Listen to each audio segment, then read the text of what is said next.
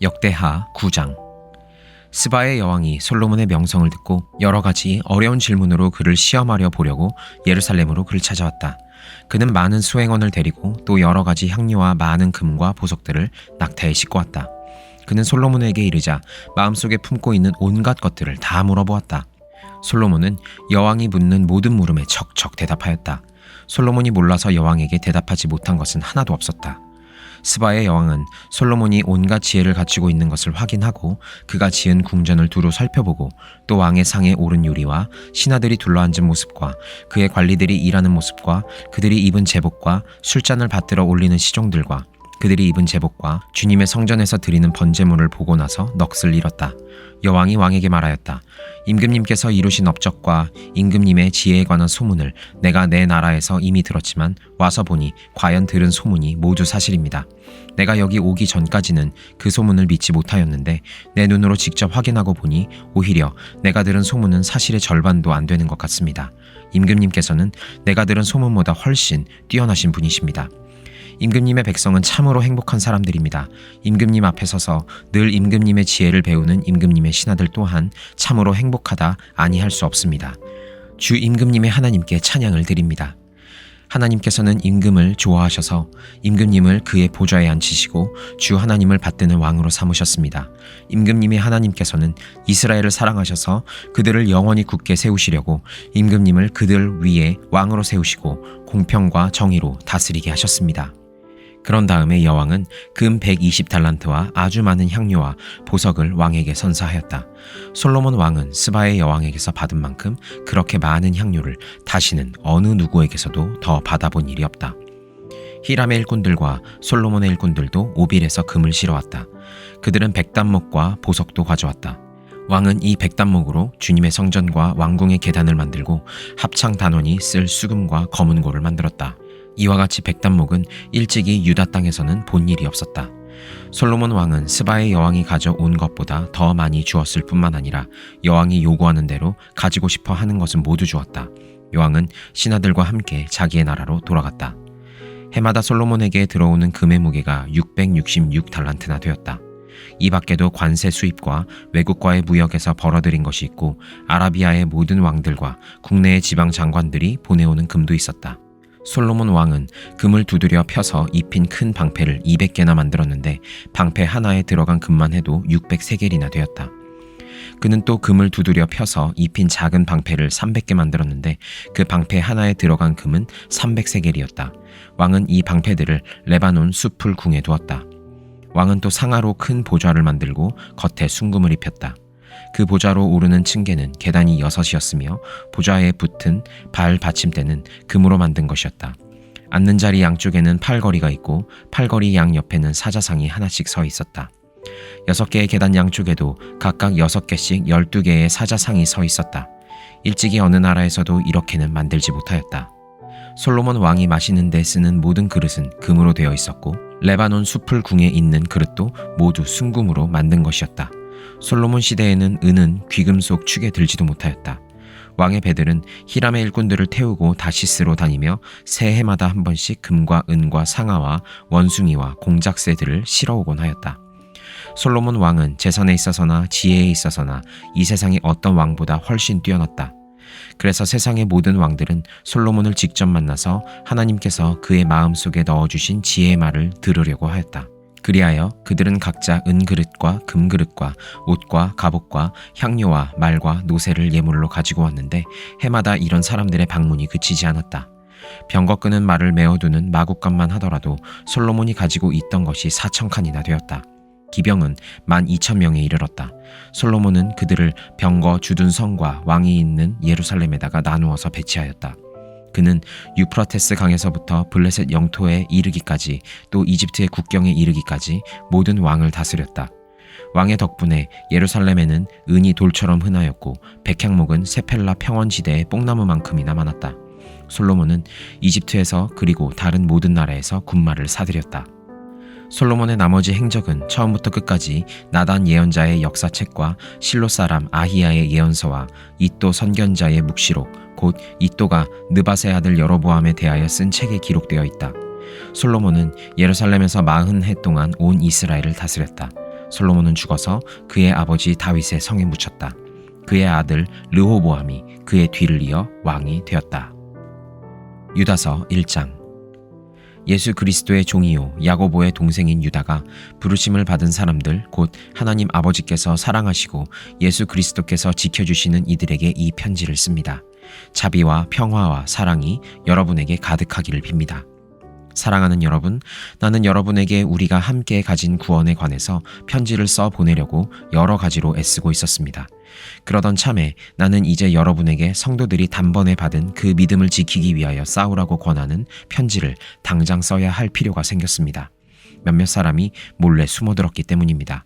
성경에는 그들이 받을 심판을 옛날에 미리 적어놓았습니다.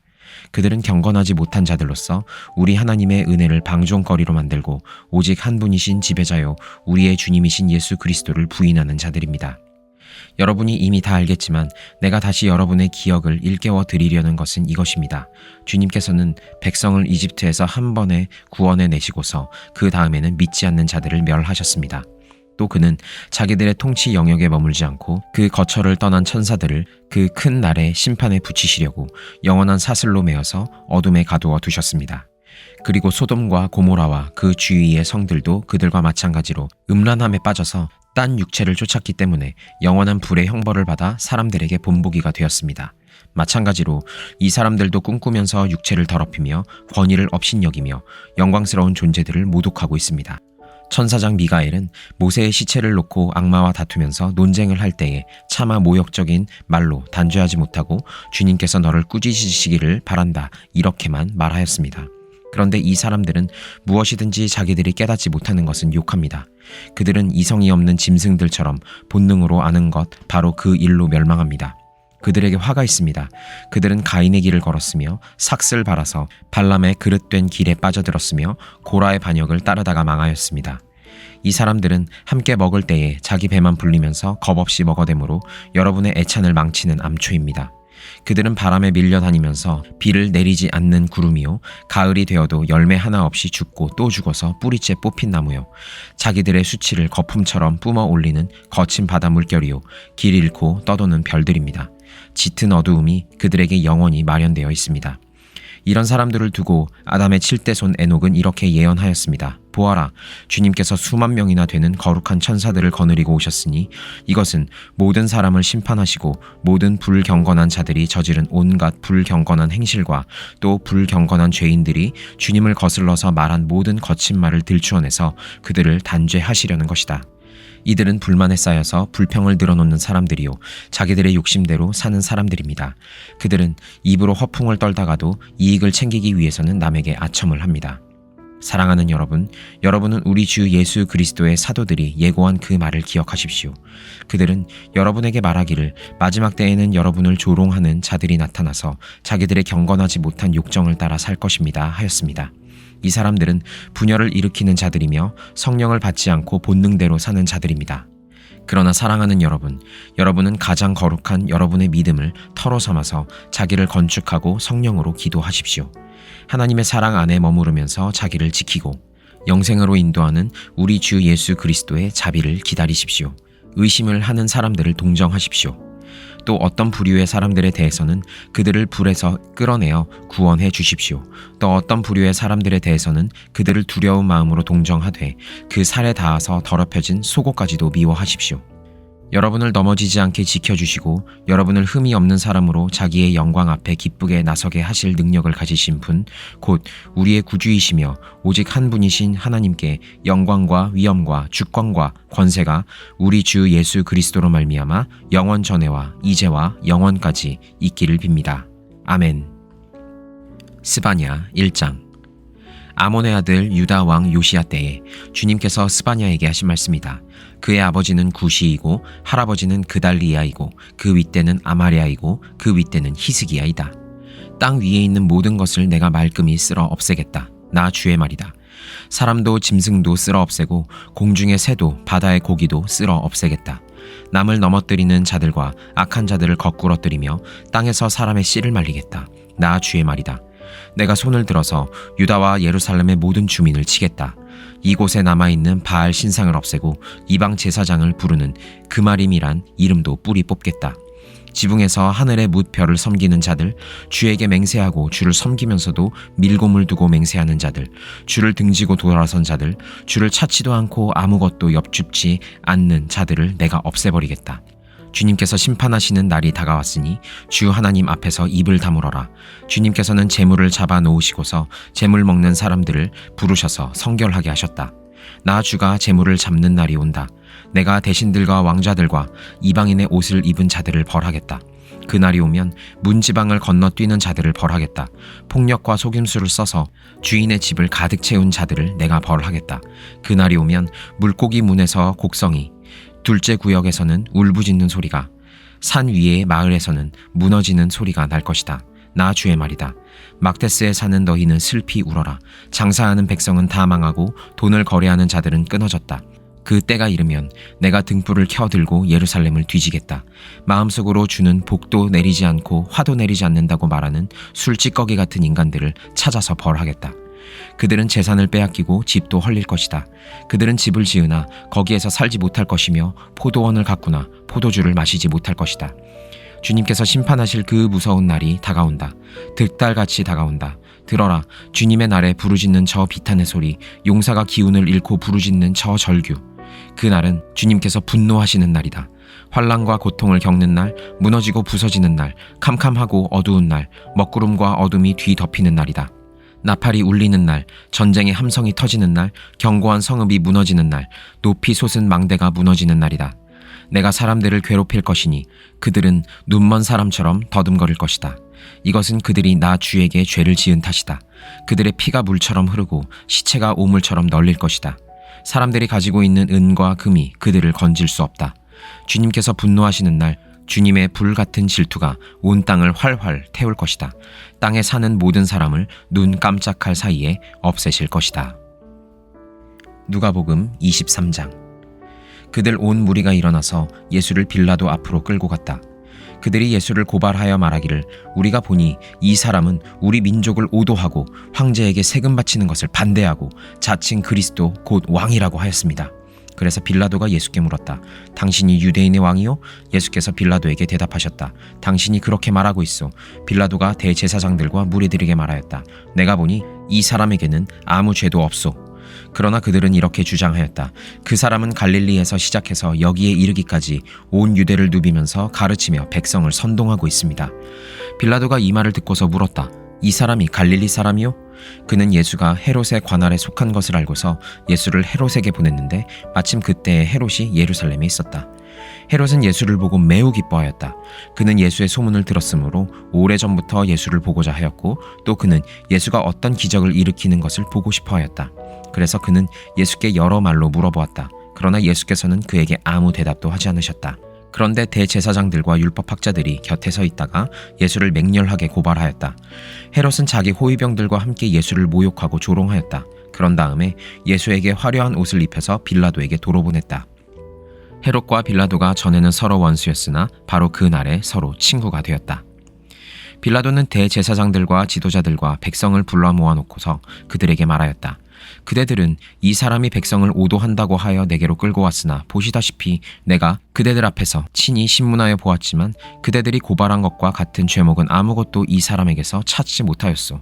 헤롯도 또한 그것을 찾지 못하고 그를 우리에게 돌려보낸 것이요. 이 사람은 사형을 받을 만한 일을 하나도 저지르지 않았소. 그러므로 나는 이 사람을 매질이나 하고 놓아주겠소. 그러나 그들이 일제히 소리질러 말하였다. 이 자를 없애고 바라바를 우리에게 놓아주시오. 바라바는 그 성 안에서 일어난 폭동과 살인 때문에 감옥에 갇힌 사람이다. 빌라도는 예수를 놓아주고자 하여 다시 그들에게 말하였다. 그러나 그들이 외쳤다. 그 자를 십자가에 못 박으시오. 십자가에 못 박으시오. 빌라도가 세 번째 그들에게 말하였다. 도대체 이 사람이 무슨 나쁜 일을 하였단 말이오? 나는 그에게서 사형에 처할 아무런 죄를 찾지 못하였소. 그러므로 나는 그를 매질이나 해서 놓아줄까 하오. 그러나 그들은 마구 우기면서 예수를 십자가에 못 박으라고 큰 소리로 요구하였다. 그래서 그들의 소리가 이겼다. 마침내 빌라도는 그들의 요구대로 하기로 결정하였다. 그래서 그는 폭동과 살인 때문에 감옥에 갇힌 자는 그들이 요구하는 대로 놓아주고 예수는 그들의 뜻대로 하게 넘겨주었다. 그들이 예수를 끌고 가다가 들에서 오는 시몬이라는 한 구레네 사람을 붙들어서 그에게 십자가를 지우고 예수의 뒤를 따라가게 하였다. 백성들과 여자들이 큰 무리를 이루어서 예수를 따라가고 있었는데 여자들은 예수를 생각하여 가슴을 치며 통곡하였다. 예수께서 여자들을 돌아다 보시고 말씀하셨다. 예루살렘의 딸들아, 나를 두고 울지 말고 너희와 너희 자녀를 두고 울어라. 보아라, 아이를 베지 못하는 여자와 아이를 낳아보지 못한 태와 젖을 먹여보지 못한 가슴이 복되다 하고 사람들이 말할 날이 올 것이다. 그때에 사람들이 산에다 대고 우리 위에 무너져 내려라 하며 언덕에다 대고 우리를 덮어버려라 하고 말할 것이다. 나무가 푸른 계절에도 사람들이 이렇게 하거든 하물며 나무가 마른 계절에야 무슨 일이 벌어지겠느냐. 다른 죄수 두 사람도 예수와 함께 처형장으로 끌려갔다.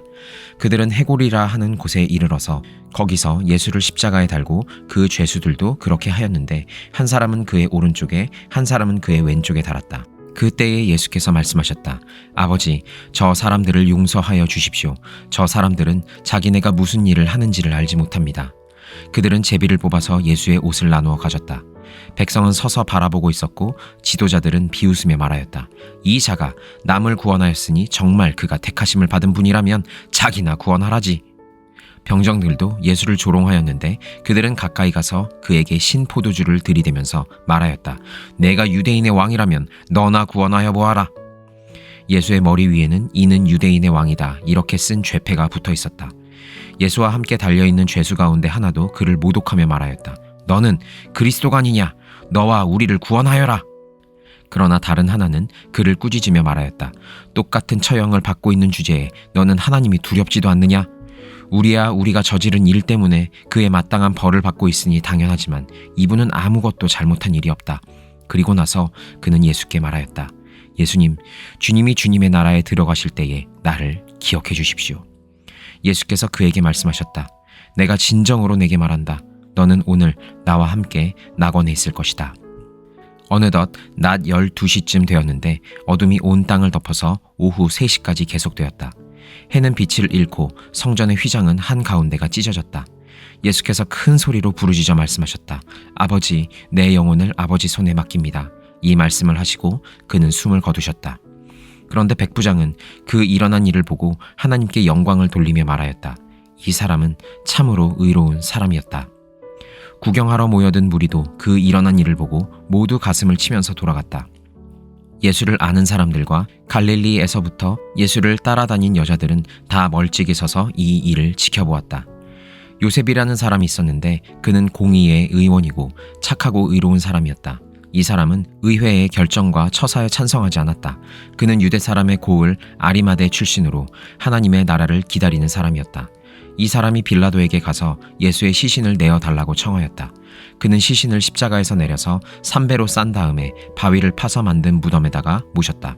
그 무덤은 아직 아무도 묻힌 적이 없는 것이었다. 그날은 준비일이고 안식일이 시작될 무렵이었다. 갈릴리에서부터 예수를 따라다닌 여자들이 뒤따라가서 그 무덤을 보고 또 그의 시신이 어떻게 안장되었는지를 살펴보았다.